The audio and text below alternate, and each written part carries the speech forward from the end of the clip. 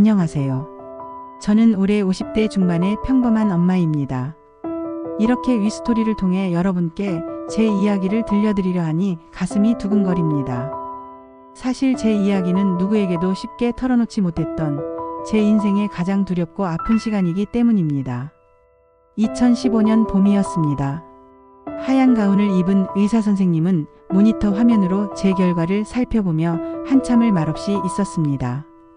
그의 시선이 이상하게 길게 느껴졌고 제 심장은 이미 불안하게 요동치고 있었습니다. 그리고 마침내 의사 선생님이 제 눈을 똑바로 바라보며 조심스레 입을 열었습니다. 검사 결과 암입니다. 그 순간 귀가 멍해지고 눈앞이 아득해졌습니다. 제 심장이 쿵 하고 내려앉는 소리를 제가 직접 들은 듯 했습니다. 앉아있는 의자조차 흔들리는 것 같았고 온몸이 한순간에 얼어붙는 듯 했습니다.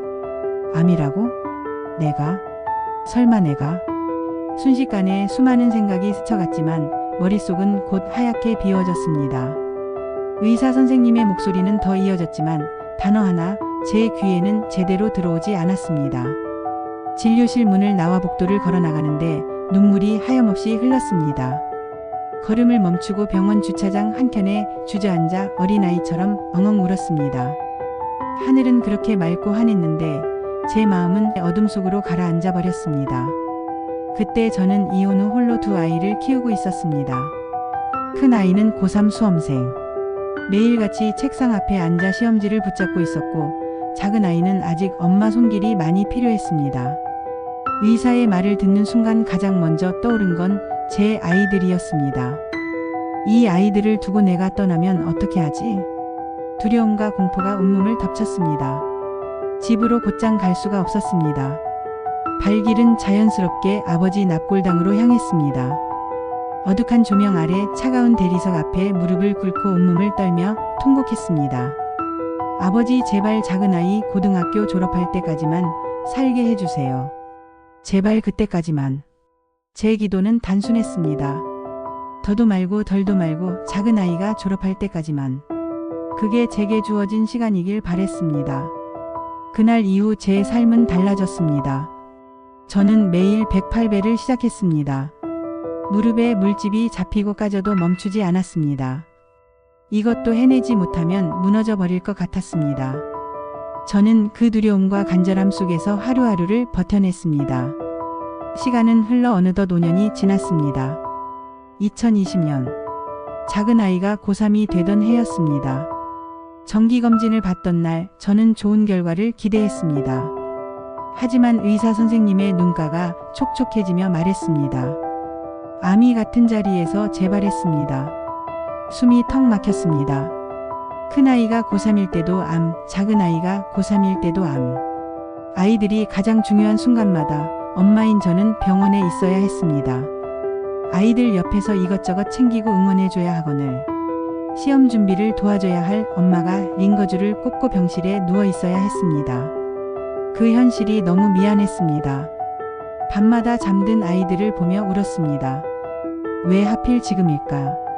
스스로를 탓하며 죄책감에 사로잡혔습니다. 재발 후 저는 다시 항암 치료를 시작했습니다. 총 20번의 항암 계획이 세워졌습니다. 겪어봤고 해봤던 고통이라 더 힘들었습니다. 머리카락이 한 움큼씩 빠져 욕실 바닥을 덮었고 구토와 무기력에 하루에도 수십 번씩 무너졌습니다. 거울 속 제 모습은 이미 제가 알던 제 얼굴이 아니었습니다. 하지만 포기할 수 없었습니다. 아이들이 있었으니까요. 그러나 10번째 항암을 마친 뒤 제 몸은 더 이상 버티지 못했습니다.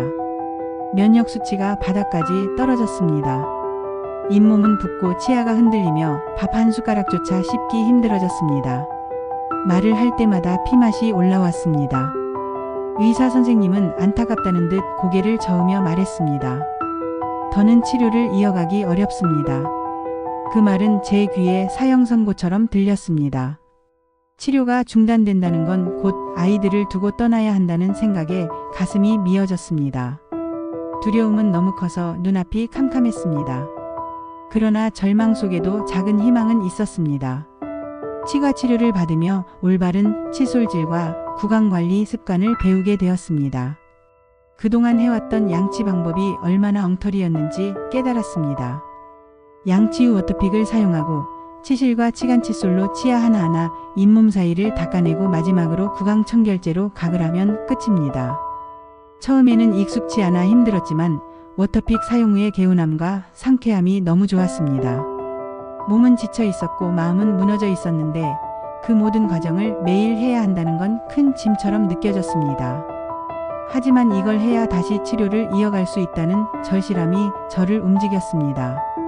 저는 매일 밤 잠자리에 들기 전 양치 후 워터픽을 쓰고 치실로 이를 정리했습니다. 치간 칫솔로 빠진 공간을 닦고 구강청결제로 입안을 헹궜습니다. 그 작은 습관이 제 몸을 다시 일으켜 세웠습니다. 통증은 조금씩 가라앉았고 입안은 안정되었습니다. 저는 다시 항암을 이어갈 수 있었습니다. 그리고 결국 남은 10번의 항암을 끝까지 마쳤습니다. 마지막 치료를 마치던 날 저는 비로소 무너진 몸과 마음이 다시 일어섰음을 느꼈습니다. 돌아보면 제 인생을 지탱한 건 거창한 결심이 아니었습니다. 매일 반복되는 작은 습관이었습니다. 사람들은 흔히 양치를 대충 합니다. 그러나 저는 알게 되었습니다. 잠자리에 들기 전이라도 워터픽, 치실, 치간칫솔, 구강청결제를 사용하는 습관이 얼마나 중요한지. 그 습관 하나가 잇몸을 지켜주고 웃음을 지켜주고 밥을 씹게 해주고 결국 삶의 질을 지켜줍니다. 암이라는 두려움 속에서도 저는 작은 습관 덕분에 끝까지 항암을 완주할 수 있었습니다. 그리고 지금 이 자리에서 이렇게 제 이야기를 나눌 수 있습니다. 혹시 이 사연을 듣고 계신 분들 중 누군가 오늘 밤 양치를 마치고 치실을 한 번 더 꺼내 든다면 그 작은 행동이 언젠가 삶을 지켜줄지도 모릅니다. 오늘 제 이야기가 누군가에게 작은 힘이 되길 간절히 바랍니다. 감사합니다.